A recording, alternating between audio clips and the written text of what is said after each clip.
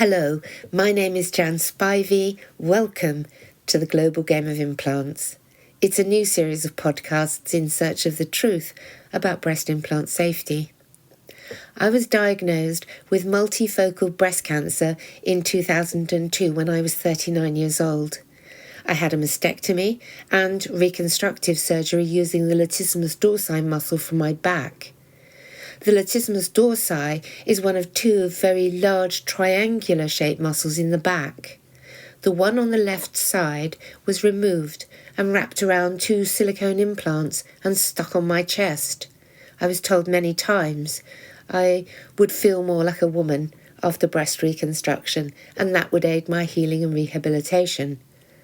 I agreed to silicone implants at the same appointment as learning of my breast cancer diagnosis. I remember hearing my mum, who was with me on that day, ask the cancer consultant, "If it was your daughter sitting here, is that what you would be recommending to her?" And hearing the consultant answer, "Yes." I later learned he only had sons. I have a bachelor's degree in fine arts from Chelsea, part of the University of London. I'm the co-founder of PIP Action Campaign, and I was inducted into the Global Game of Implants in 2002. I play at Disfigured and Injured Patient Advocate Level 3. Join me and my guests for the Global Game of Implants. To kick off this series, a short video introduction from Dr Michèle Brill-Edwards, paediatrician, clinical pharmacologist and TruthTeller. Former head of Health Canada's Drug Regulation Unit, 1988 to 1992. Here, speaking at the Canadian Standing Committee on the 1st of May, 2023. Let's play the Global Game of Implants.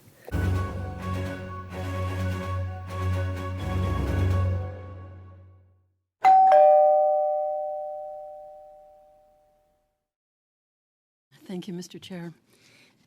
I'm Dr Michèle Brill-Edwards, a pediatrician and clinical pharmacologist, and recently retired from clinical practice and teaching in pediatric emergency medicine at CHEO and the Faculty of Medicine at the University of Ottawa.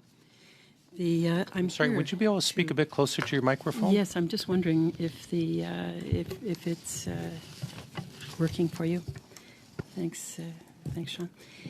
I'm here to offer my perspective on improving whistleblower protections as a former senior public servant turned truth teller on two occasions, one internal and one external. I joined Health Canada's Drug Regulation Unit in 1980 and led the unit from 1988 to 1992 as Canada's senior physician responsible for prescription drug regulation. That is the authorizations allowing clinical trials and market approvals for prescription medicines in Canada. I enjoyed the worthwhile challenges of that work in that senior role, but I gradually began to realize that Health Canada's senior ranks at times put Canadian lives at risk needlessly to favor perceived political and industry advantage, contrary to the Food and Drugs Act, which is, of course, the Citizens' Bill of Safety Rights.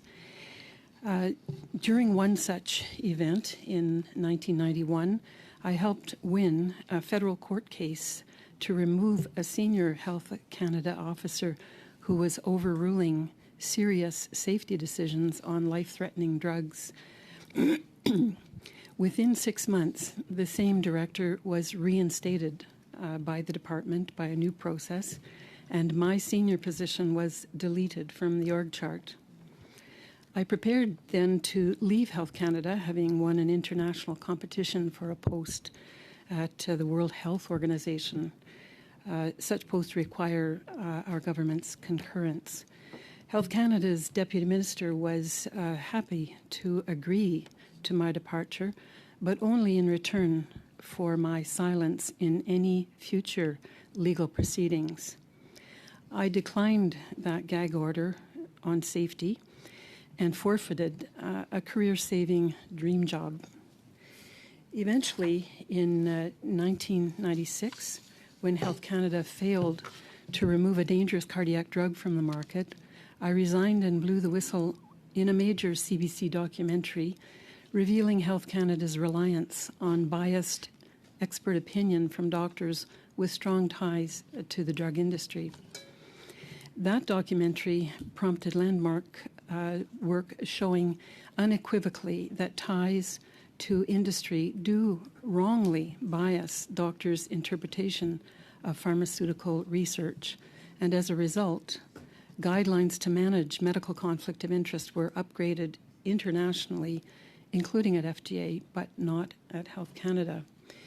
In the aftermath of my resignation, I was blacklisted and didn't work for nearly 4 years.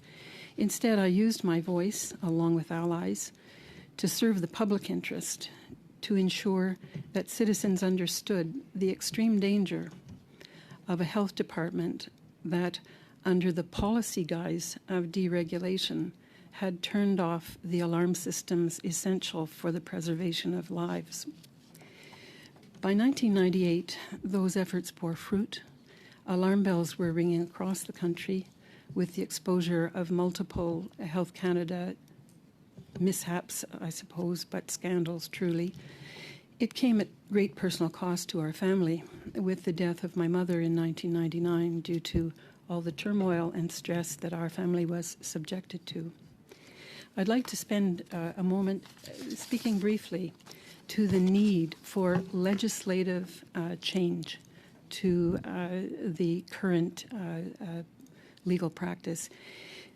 Certainly, both cultural and legislative change are required parts of the solution we seek. But to me, legislative change is the essential key to achieve respect for and protection of truth-tellers. Requires, first and foremost, legislative change in the form of sanctions on retaliation against whistleblowers, just as Tom has said just now. Why do I say this? In my experience, we are dealing in Canada's public service with a pervasive, long-standing adherence to the loyalty principle.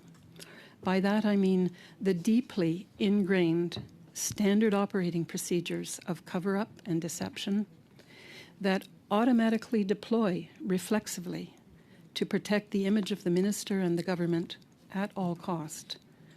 Do whatever it takes to cover up to and including lying, sadly, even if that puts Canadian lives at risk. Seek and destroy the truth-teller who Sorry, Dr. jeopardizes Brill-Edwards, I have to ask you to facade. wrap up, please. Yes, I am just about to do that. The deeply ingrained principle operates even at the very highest level. So what must we do? Only legislated sanctions applied overtly on high officials will do the two essential things. And here I stop.